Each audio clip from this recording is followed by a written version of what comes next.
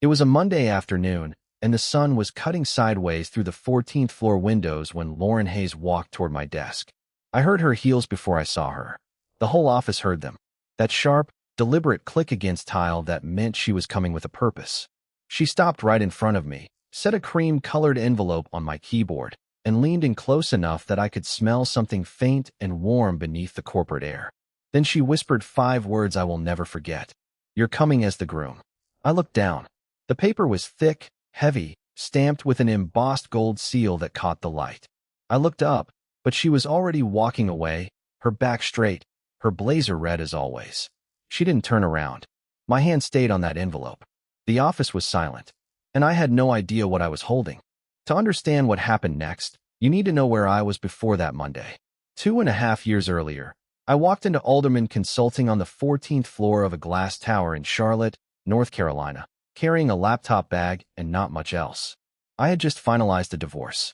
No drama, no war. My wife had taken a position across the country, and we both understood that the distance was just the last honest thing between us. No children, no custody, just 2 people who got married too young and signed the papers when it was time. I was 27, and I needed somewhere to start again. Alderman gave me a desk in the corner of the open plan floor, a title that said senior analyst, and enough spreadsheets to keep my mind from wandering. That was enough. Charlotte suited me. I found a small apartment in Noda, a neighborhood with more murals than parking spots, and I built a routine. Gym before work, data all day, home by 7. Quiet. Predictable. The kind of life that doesn't make for a good story, which was exactly the point. The office itself was competitive. People talked louder than they needed to. They dressed sharper than the work required. There was a constant low hum of politics, of positioning, of making sure everyone knew who had just closed what deal. I stayed out of it. I did the work, submitted clean reports, and kept my head down. It was enough to be competent and unbothered. Then the company restructured. Departments merged, leadership shuffled, and one morning there was a new name on the org chart above mine. Lauren Hayes, director of the strategy division. She was 26, the youngest director in the firm's history, and she walked into the floor that first week in a red blazer that looked like it had been tailored for a courtroom closing statement. She didn't introduce herself with a speech. She called a meeting, laid out her expectations in precise, clipped sentences, and dismissed everyone in under 12 minutes. That was my first impression. Efficient, sharp, controlled. Over the months that followed, I noticed things about her that I didn't notice about anyone else in that building. She never raised her voice above what the room required, but when she spoke in a meeting, every other conversation stopped. She didn't play the political games that consumed everyone else on the floor. She simply outworked them, arriving before the lights came on and leaving after the cleaning crew finished wiping down the conference tables. And there was one small detail I never questioned. Every Monday morning, a coffee appeared on my desk before I arrived. Black, 1 sugar. Exactly how I drank it. I assumed it was the office assistant being thoughtful. I never asked. Then, about 3 months before that envelope landed on my keyboard, a man started showing up at company events. Kyle Brennan. Real estate. Loud voice. Expensive watch. The kind of handshake that held on a beat too long just to make sure you understood who was gripping harder. I saw him at the holiday mixer with his arm around Lauren's waist, leaning in to talk to a partner like he already belonged there. Lauren's body language told a different story. She stood stiff beside him, her smile polished and professional, the kind that never quite reached her eyes. The office started talking. Lauren's getting back with her ex. I heard it in the break room, in the elevator, at the copier. I didn't think much of it. She was my boss. Her personal life wasn't my business. But that Monday evening, alone in my apartment under the fluorescent kitchen light, I opened the envelope. Inside was an invitation to the Hayes Foundation annual gala. Gold lettering, formal script. And beneath the event details, a line that stopped me cold. It read like an engagement announcement. Lauren Hayes and Kyle Brennan. I stared at it for a long time, then reached for my phone and sent her one message. Is this real? Her reply came 11 minutes later. One line. Meet me tomorrow. 7 a.m. The parking garage. Level 3. I set the phone down. The invitation sat heavy on the counter, and the apartment felt smaller than usual, and I did not sleep well that night. The parking garage on level 3 was all concrete and humming fluorescent tubes. 7 in the morning, and the light down, there was the same gray it would be at midnight. I found Lauren sitting in her car with the engine off, both hands on the steering wheel, staring straight ahead at the concrete wall. I got in on the passenger side and closed the door, and the sound of it echoed off the low ceiling. She didn't look at me right away. When she finally spoke, her voice was steady but quieter than I had ever heard it in any meeting or any hallway. She told me everything. Her mother, Eleanor, had organized the gala as a surprise engagement party. Lauren had not been consulted, had not been asked, had not even been told until a relative called to congratulate her the week before. Eleanor had sent the invitations, arranged the catering, selected the flowers, and coordinated every detail with Kyle Brennan, who was fully on board and had apparently been for months. This was not a misunderstanding. It was a decision made about Lauren's life, without her, by people who believed they had the right. Lauren had broken up with Kyle 6 years ago. They had dated in college, and he had been possessive, controlling, the kind of man who checked her phone and questioned every friendship until she couldn't breathe. She ended it her senior year, but her mother never accepted that. Eleanor came from old Charlotte money, the kind of family where marriages were strategies, not romances, and Kyle, with his growing real estate empire, fit the blueprint perfectly. Now his company was dangling a $4 million consulting contract in front of aldermen. He wasn't just her ex anymore. He was leverage wrapped in a tuxedo. Lauren's plan was simple. She needed someone to walk into that gala on Friday night and stand beside her as her fiancé. Someone real enough to make it public, credible enough to shut the announcement down before Eleanor could finish her toast. Someone who wouldn't treat it as a favor to be collected later. I sat with that for a moment. The parking garage was cold, and I could hear a car starting 2 levels above us, the sound bouncing off the walls. Then I asked the only question that mattered. Why me? She looked at me for the first time that morning. Her eyes were steady and clear and searching for something in my face. Because you're the only person in this office who doesn't want something from me. That was the reason she gave. It made sense. It was clean and logical and professional, the kind of answer that closes a door neatly. But sitting here now, knowing everything I know, I can tell you it was not the real reason. Not even close.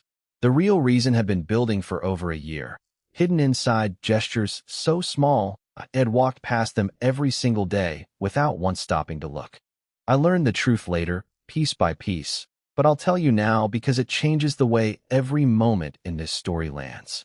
When the company restructured 18 months ago and Lauren was promoted to director, she had specifically requested me for her team. She went to the managing partner and named me by name. I always assumed it was random assignment, a slot that needed filling, a name pulled from a spreadsheet. It wasn't. She chose me. The Monday coffee that appeared on my desk every week, black, 1 sugar, set there before I arrived, was not from the office assistant. It was from Lauren. She bought it at the cafe on the ground floor on her way in, took the elevator up, placed it on my desk while the floor was still dark, and walked to her own office without a word. Every single Monday for over a year. 4 months before the gala, a transfer offer came through for me. The Denver office needed a senior analyst, and my name was on the shortlist. I never saw the offer because Lauren went to HR and blocked it. She told them I was critical to 3 active projects and that reassigning me would jeopardize deliverables worth twice my salary. It was technically true, but the real reason had nothing to do with deliverables. And once, in a board meeting I wasn't invited to, a senior partner named Connors tried to discredit one of my risk analyses in front of the entire leadership team. He called it preliminary, said it lacked rigor, suggested it be reassigned to someone more experienced. Lauren shut him down. Not loudly, not dramatically. She pulled up my data on the projector, walked the room through every assumption, and asked Connors to point to the specific line he found lacking. He couldn't. I heard about it secondhand from a colleague who was in the room, and I remember thinking how lucky I was that the work had spoken for itself. It hadn't. She had spoken for it. None of that was clear to me when I agreed to her plan that Tuesday morning in the parking garage. I said yes because it seemed reasonable, because she needed help, and because I had no compelling reason to say no. We spent the next 3 evenings preparing. After the floor emptied each night, I would sit across from her in her office with takeout containers between us and the city lights spreading out behind the glass. She walked me through her family, her mother's expectations, the way Eleanor could make a compliment feel like a correction, Kyle's triggers, The way he performed generosity in public while keeping score in private. Which relatives would test me and which would pretend I wasn't there. Those evenings changed something. Not in a way I could name at the time, but in a way I felt. The office at night had a different quality. The air conditioning hummed low, the hallways were empty, and the light from the city came in softer than fluorescence, casting long shadows across the carpet. Sitting across from her in that quiet, I started noticing things I had overlooked for months. The way she tucked her hair behind her ear when she was thinking. A faint perfume that wasn't corporate, something warmer, something that made the room feel smaller in a way I didn't mind. And then one night, Wednesday I think, she laughed. Not the measured, professional sound she used in meetings when a client made a joke that wasn't funny. A real laugh, sudden and unguarded and surprisingly low, at something I said about her uncle's alleged passion for competitive birdwatching.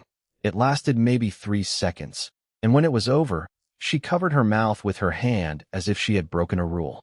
Something rearranged inside my chest. I didn't know what to call it.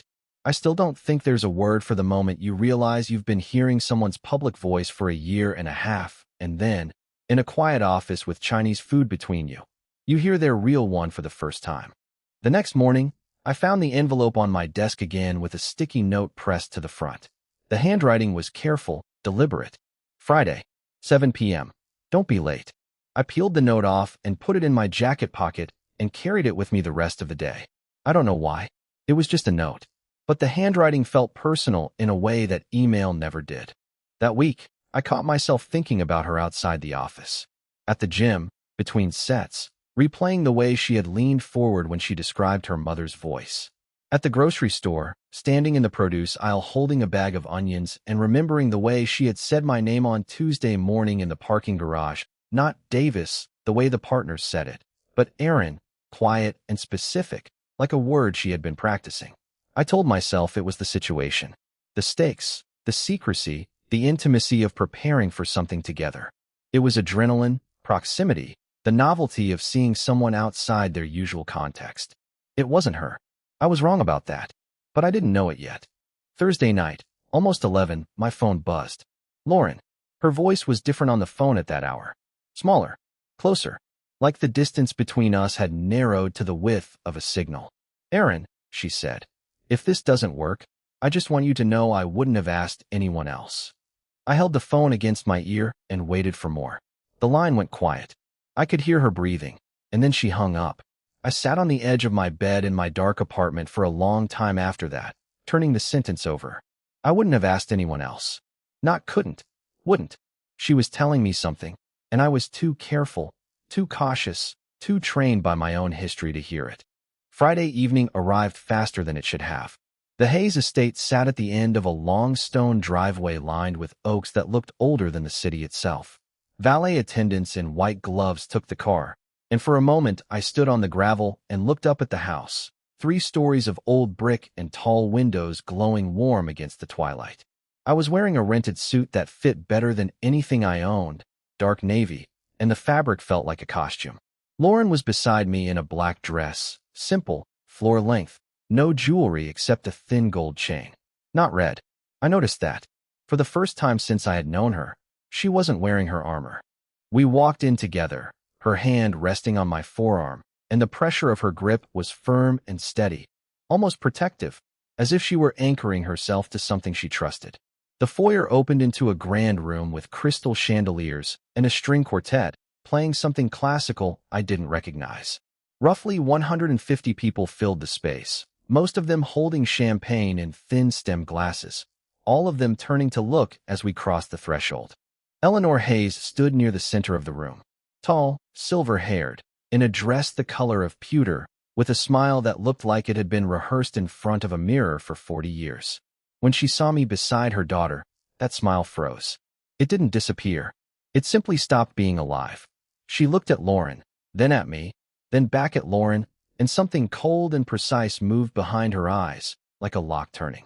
Carl Brennan was already there, tuxedo, bourbon in hand, stationed near the bar with 2 men who looked like they charged $300 an hour to stand in the right place. He watched us cross the room with an expression I recognized from competitive meetings at the office. It was the look of a man recalculating, adjusting his strategy in real time while keeping his face perfectly still. Lauren introduced me as her fiancé. She said it calmly, without flourish, to the first couple who approached us, and the words moved through the room like a stone dropped into still water. Ripples of whispered conversation, exchanged glances, a few smiles that were really questions. Eleanor excused herself and pulled Lauren through a pair of glass doors into a wood-paneled study. I watched them through the glass. Eleanor's gestures were sharp and contained, like a blade kept in its sheath. Lauren stood still, her posture straight, her hands at her sides, absorbing the impact without bending. While they were gone, Kyle found me. He crossed the room with his drink and stopped close enough that I could smell the bourbon. "So you're the guy," he said. His tone was friendly, the kind of friendly that costs effort, and the knuckles around his glass were white. He asked me questions the way a lawyer conducts cross-examination, casual on the surface and surgical underneath. Where did I go to school? What did my parents do? How long had I been at Alderman? What was my title exactly? He wasn't curious. He was measuring me, and he wanted me to hear my own answers and feel them come up short against the room we were standing in. I gave him nothing. Short answers, flat tone, no reaction. He smiled the way people smile when they've confirmed what they already believed, and he walked away. The gala continued. Toasts were made, plates were cleared, and when the music shifted to something slower, Lauren returned from the study and found me near the windows. We danced. It was part of the act. That was what I told myself. But her hand on my shoulder was steady and warm, and she looked straight at me the entire time, and for 30 seconds I forgot there was a room around us. Kyle cut in. Literally. He stepped between us mid-turn, took her hand, and pulled her toward him in one smooth motion. Lauren's jaw tightened, but she didn't make a scene. I stepped back because that was what the plan called for. I watched them from the edge of the floor, and I noticed that she held herself away from him, a gap between their bodies that he kept trying to close, and she kept maintaining. Later, I stood alone on the stone terrace, looking at the Charlotte skyline, the buildings lit up against a dark sky that smelled like cut grass and cooling asphalt. I heard footsteps behind me. Kyle. The friendly mask was gone. He stood with his hands in his pockets and spoke the way you deliver a verdict you've already decided. "I know about your divorce," he said. "I know about your credit score 3 years ago. I know you applied for a card and got denied. I know the apartment you lived in before Noda." He paused. Let the words settle against the night air like ash. "She's using you. When this is over, you'll go back to your cubicle, and she'll marry someone who actually belongs here." He didn't threaten. That was the worst part. He stated it as fact, calm and measured, like reading numbers from a spreadsheet he had paid someone to compile. I didn't respond. I looked at the skyline and let the silence hold. He waited for a reaction he didn't get, and after a long moment, he turned and went back inside. 15 minutes later, Eleanor stood at the head of the room and raised her glass. She thanked everyone for coming to celebrate what she called a beautiful evening, and then the words she used were clear and deliberate, chosen like stones placed in a wall. To Lauren and Kyle's future together. The room lifted their glasses, and then Lauren stood up. The sound of her chair pushing back cut through the music. Every head turned. "There's been a misunderstanding," she said. Her voice was calm, measured, and absolutely certain. "I'm here with Aaron Davis. He's the man I've chosen." The room went silent. Not the polite silence of an audience waiting. The heavy silence of people who have just watched someone do something irreversible. Eleanor's face turned to stone.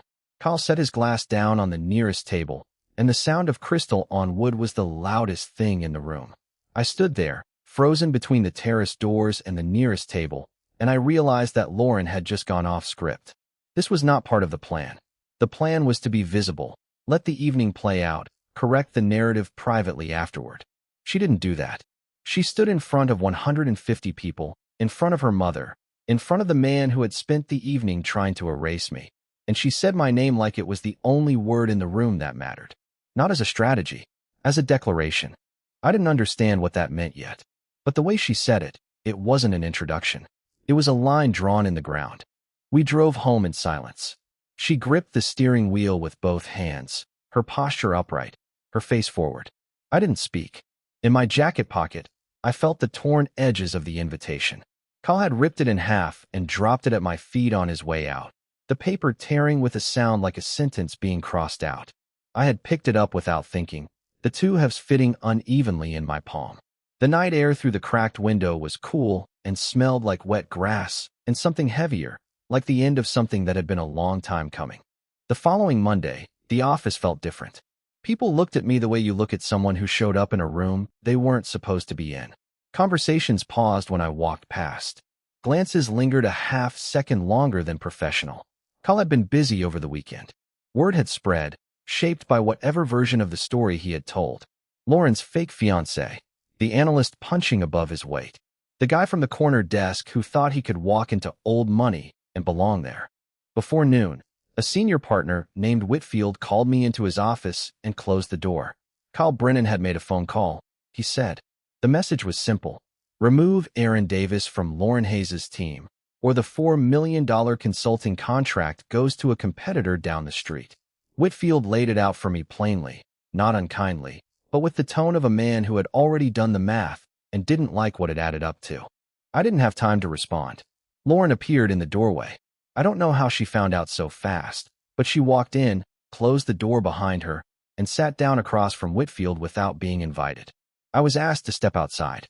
I stood in the hallway for 20 minutes, looking at the carpet, listening to the muffled sound of her voice through the thick door. When it opened, Whitfield looked pale, and the subject was never raised again. Not that day, not any day after. Lauren didn't tell me what she said in that room. She walked past me without stopping, went to her office, and shut the door. I stood in the hallway for another minute, listening to the office sounds resume around me. Keyboards clicking, chairs rolling, people pretending they hadn't been watching. 20 minutes later, the coffee appeared on my desk. Monday. Black. 1 sugar. Right on schedule. As if the entire weekend, the gala, the torn envelope, Kyle's words on the terrace, all of it, had never happened. I sat at my desk and looked at that cup for a long time. The same cup she had been leaving for over a year. The same gesture I had credited to someone else. I picked it up. It was still warm. The rest of the day moved slowly. I worked through my reports, but my mind kept circling back to the gala. The way she had said my name in front of that room. The way Kyle's words on the terrace had been so carefully aimed, not wild accusations but precise demolitions, each one placed to make me question whether I belonged in her world. And underneath all of that, the question I still couldn't answer. Why had she gone off script? The plan was clean. The plan was safe. She had burned it in front of 150 people, and I didn't know why. That evening, she asked me to stay after hours. Her office, 8 p.m.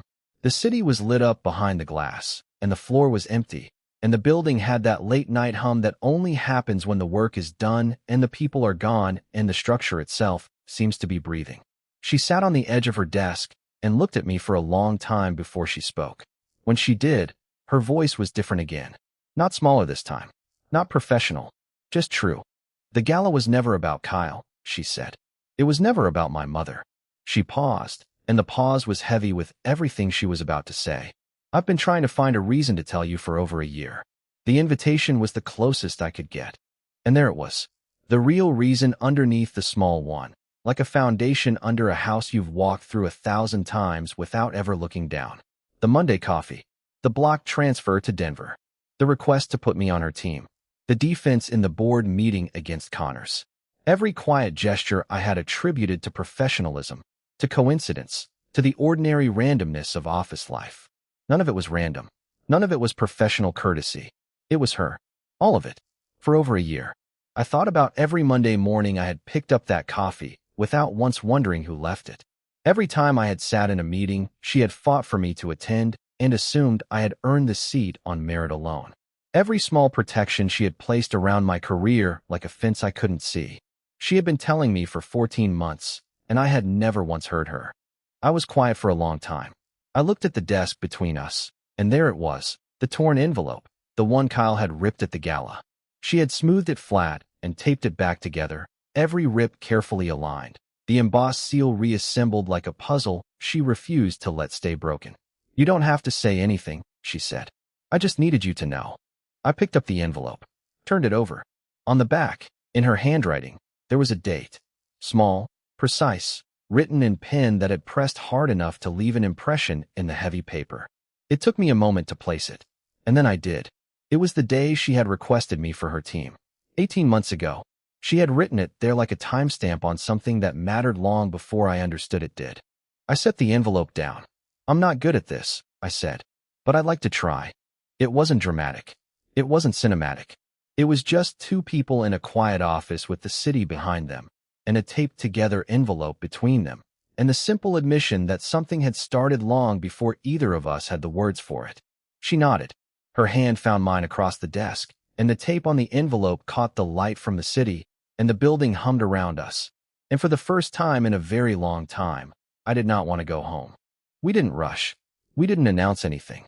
For the first few weeks, we kept things professional during office hours. Same tone, same distance, same hierarchy. After work, we existed differently. I learned who she was outside the 14th floor, and she discovered my neighborhood. The taco place on North Davidson with the plastic chairs and the salsa that could strip paint off a fence. The vinyl shop on the corner where the owner knew my name and always set aside anything that sounded like it came out of Memphis. She showed up one Saturday in jeans and a sweater with her hair down and no blazer, no heels, no armor, and I almost didn't recognize her. Not because she looked different, because she looked like herself. We ate tacos standing up on the sidewalk, and she got salsa on her sleeve, and she didn't care. That was the moment I knew. Not the gala, not the confession. A spot of salsa on a gray sweater, and the way she laughed about it, the Real laugh, the one I had heard for the first time in her office with the Chinese food between us. 3 months passed. Eleanor called. I was in Lauren's kitchen when the phone rang, and the conversation was short and cold. One word came through clearly enough that I heard it from across the room. Disappointed. Lauren hung up without flinching.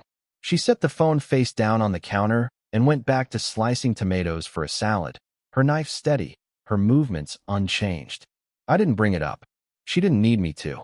Some battles are fought by refusing to react, and she had learned that a long time before she met me. That same week, Cal made his last move. A package arrived at the office reception desk addressed to no one in particular. Inside was a printed background check. My background check. Stapled together and left in plain view where anyone walking past the front desk could read the cover page. My divorce filing. My credit report from 3 years ago. The wreckage of a 27-year-old rebuilding from nothing. My old address. My old salary. Every piece of information that Kyle believed would prove I didn't belong. Lauren got to it before I did. The office assistant told me later what happened.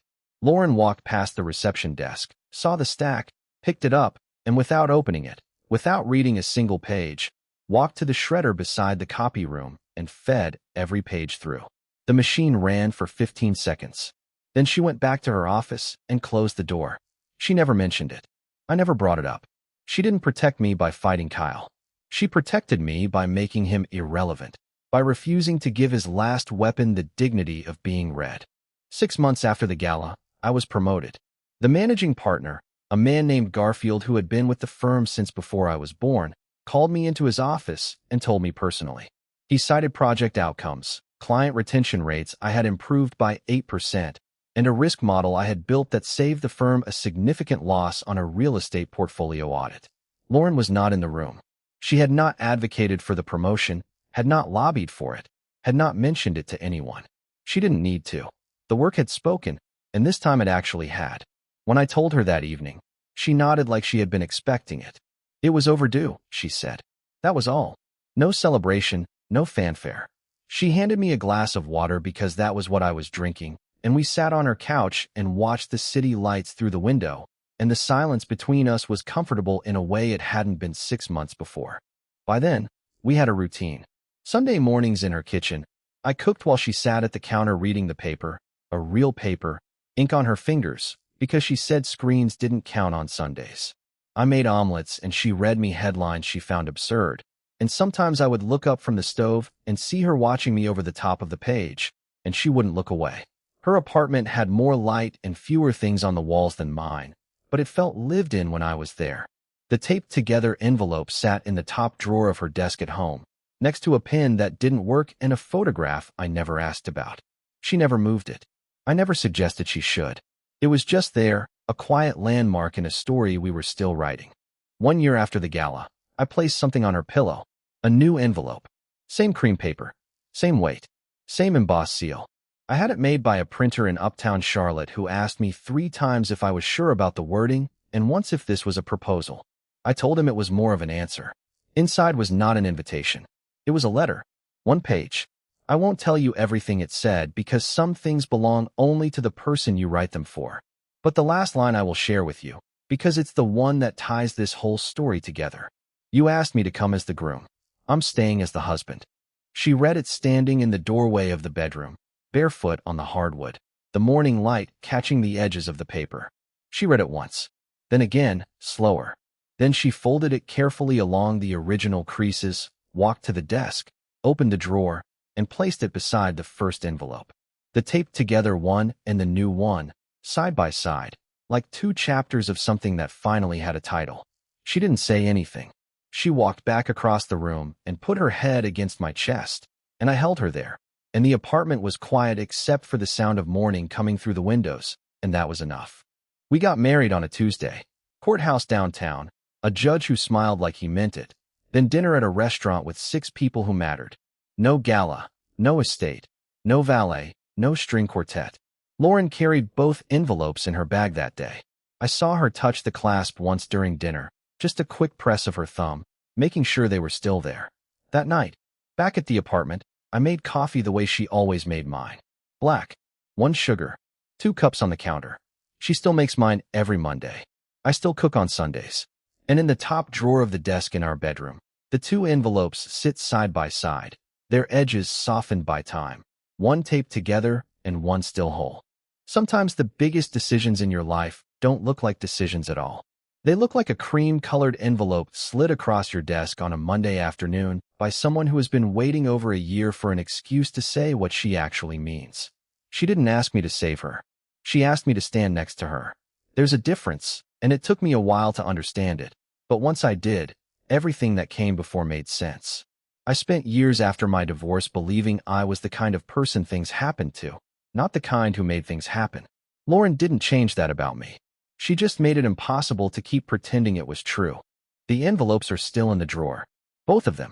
Hers and mine. One taped together from the night a man tried to tear apart something he didn't understand, and one whole, written by a man who finally did. And every now and then, on a Monday morning, while the coffee is still hot and the apartment is still quiet, I'll open that drawer and look at them. Not because I need reminding, but because some things deserve to be seen again, to be held in your hands and felt for their weight. The way I felt that first envelope on a Monday afternoon when I had no idea what I was holding. She handed me a wedding invitation. I didn't know it then, but she'd already written my name on every page. Have you ever realized that someone's small gestures were actually the biggest confession they could make? And what would you have done if your boss whispered those words to you? Drop your answer in the comments. I read every single one. And if this story stayed with you, hit that like button, subscribe to the channel, and I'll see you in the next one.